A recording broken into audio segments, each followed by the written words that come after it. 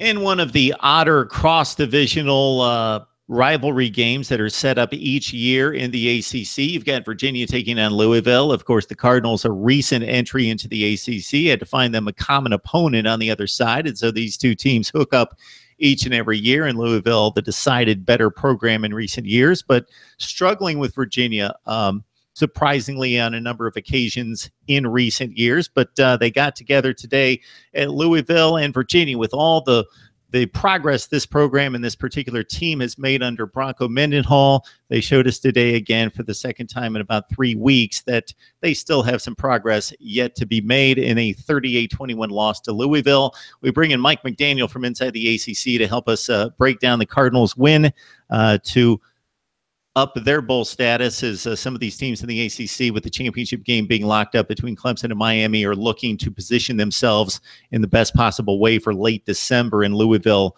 amongst them, Mike. Yeah, this was an interesting game. Nothing really hugely surprising. I mean, I think Virginia did a pretty nice job trying to contain Lamar Jackson. I think that was the one thing everybody was kind of looking for in this game. Virginia did such a nice job last weekend, for the most part, of bottling up Georgia Tech, making it difficult for them to run the football. Georgia Tech's going to get theirs with that option offense they had, but a big reason why Virginia was able to win that game against Georgia Tech last Saturday was because they were able to just do enough to contain the Georgia Tech rushing attack. And the same could be said today for, the first half against Lamar Jackson in Louisville. Lamar Jackson, of course, reigning Heisman winner, an unbelievable player. His stats speak for themselves. Virginia jumped out to an early 7-0 lead. Then it was 17 unanswered there for Louisville. Virginia scores a touchdown there with under a minute to go in the first half. And it's 17-14, and it's a ball game. But, second half just proved to be a little bit too much for Virginia, just based off of what Louisville was able to establish offensively. Lamar Jackson threw 2 touchdown passes. Dave Williams had a touchdown run there in the fourth quarter to make it 38-14. Virginia scored an inconsequential touchdown late. It was 38-21 was the final. Lamar Jackson in this football game really asserted his will in the second half, I thought. 147 yards rushing and a touchdown, 195 yards passing, 3 touchdowns on the day. He became the first player in FBS history to throw for 3,000 yards and run for 1,000 yards in consecutive seasons. Of course, he did that last year when he won the Heisman Trophy. Kind of a weak field for the Heisman this year. I'm surprised that his name hasn't really been thrown in the mix. Maybe it's because everybody wants a new name, but Lamar Jackson's numbers are every bit as impressive as they were a year ago. And you look at the Cardinals, they're sitting at 6-4 on the year, and maybe that's a reason why he hasn't really been talked about as a true Heisman candidate for a second year in a row. But Lamar Jackson has been fantastic this year for the Cardinals. For Virginia, another encouraging performance, at least you can take with the first half. The offensive line, I thought, was a little bit overwhelmed for Virginia, and that's a little bit of a cause for concern, simply because Louisville's defense just hasn't really been all that good this year. It's been one of the worst defenses, not only in the ACC, but in all of college football. And they were able to get after Virginia a little bit there and kind of live in the backfield. Virginia's rushing attack never got going in this football game. Jordan Ellis, only 58 yards rushing and a touchdown. Kurt Benkert threw it okay, 19 of 36, 214, a touchdown and a pick. But against this Louisville offense that, really scores at will, you have to have an offense that can keep up. And I think that's ultimately what did Virginia in today. They just weren't able to get enough stops defensively, and they weren't able to generate enough points on the offensive side to keep up with a high-scoring attack. And once the Lamar Jackson show takes over in the second half of football games, it's really hard to catch up. And, for Virginia, their best offense is the rushing attack, and they really couldn't get it going today. And I think that's one of the major reasons why Virginia wasn't able to sustain the offensive attack there, especially in the second half when they fell down. Benkert tried to throw to keep him in it, but he's simply not that kind of quarterback. He's been fine this year, much better than he was a year ago throwing the football. But for Virginia, they are at their best when they're a balanced attack, when they can establish the run and they get the play action game going. That's when the Cavaliers are at their best, and they simply never had an opportunity to do that today because they really just never ran the ball all that well. 28 carries for 63 yards and 2 touchdowns on the day. Of course, that includes 7 carries for negative 30 yards for Benkert, which of course includes a number of sacks there for Louisville's defense. But just a really inefficient and uneven effort by the Virginia offense. I think that's what ultimately did them in today, because Lamar Jackson's always going to get his. He's always going to find a way to throw and run and do some exciting things on the football field just by nature. Without Lamar Jackson, I think it's safe to say Louisville is probably a 2 or 3 win team. I mean, he really elevates this roster at the quarterback position.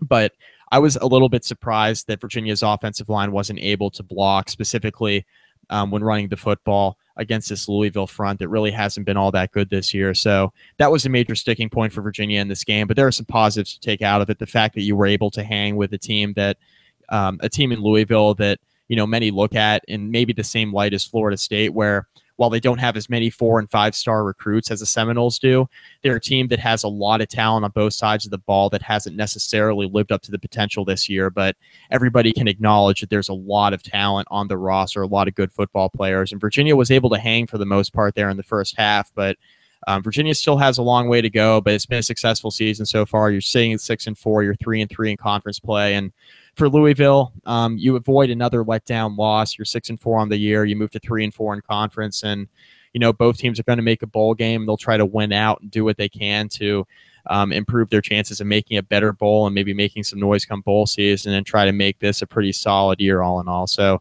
for both these teams, just pretty solid performance today. And for Virginia, you hope that you can continue to improve so that you can consistently compete with a team like Louisville here for years to come. So Virginia's loss here magnifies a few things. Louisville, as you mentioned, one of the worst defenses in the country statistically, and Virginia could only run the ball for 2.3 yards per carry, 28 carries for 63 yards. So you attempted 28 times against the Louisville defense that we highlighted in a previous video just a few minutes ago in the BC NC State analysis, that A.J. Dillon ripped up for 272 yards, and Virginia just couldn't run it. Jordan Ellis, their top rusher, 13 attempts for 58 yards and a touchdown, as Virginia just couldn't run it against Louisville. And Kurt Benkert is not the type passer that wants to throw it 40 times for 400 yards. He needs the complementary running game to have a chance against a decent team like Louisville, and the Cardinals shut it down. James Hearns, if you're looking for early candidates for ACC Defensive Player of the Week, listen to this stat line: 3 sacks, 3 forced fumbles.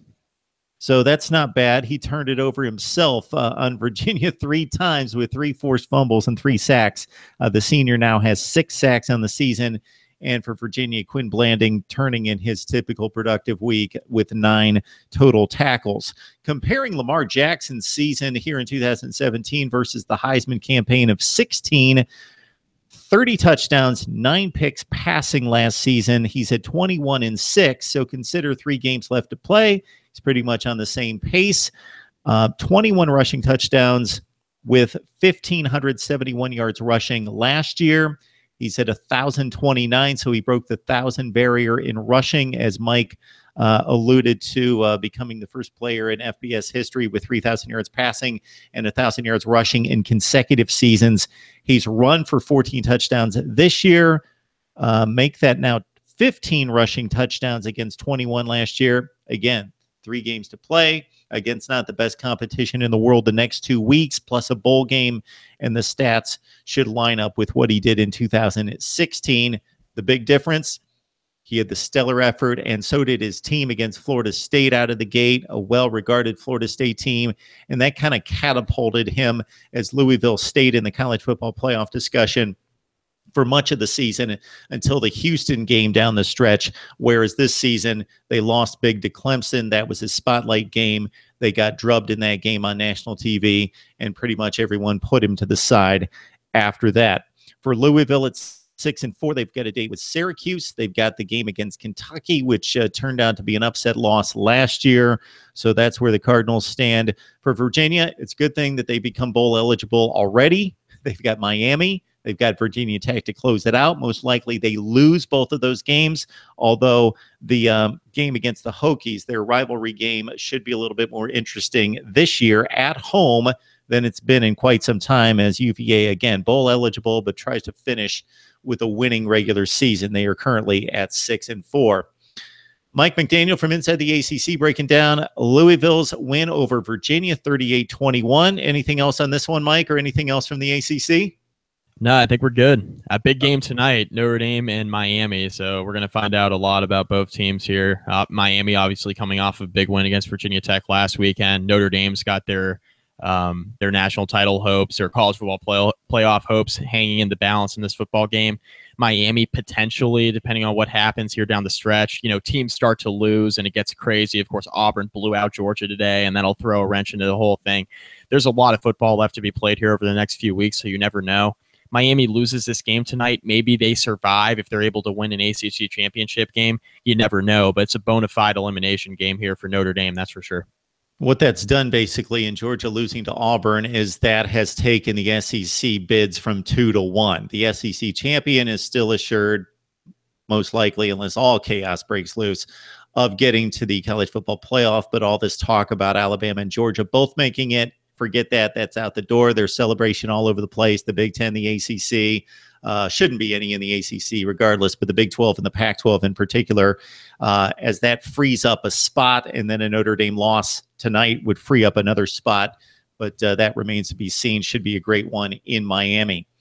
All right, from Mike McDaniel, inside the ACC, you got to join him there for the very best in ACC sports coverage. Mike, we'll catch you next time. All right, thanks, Mark.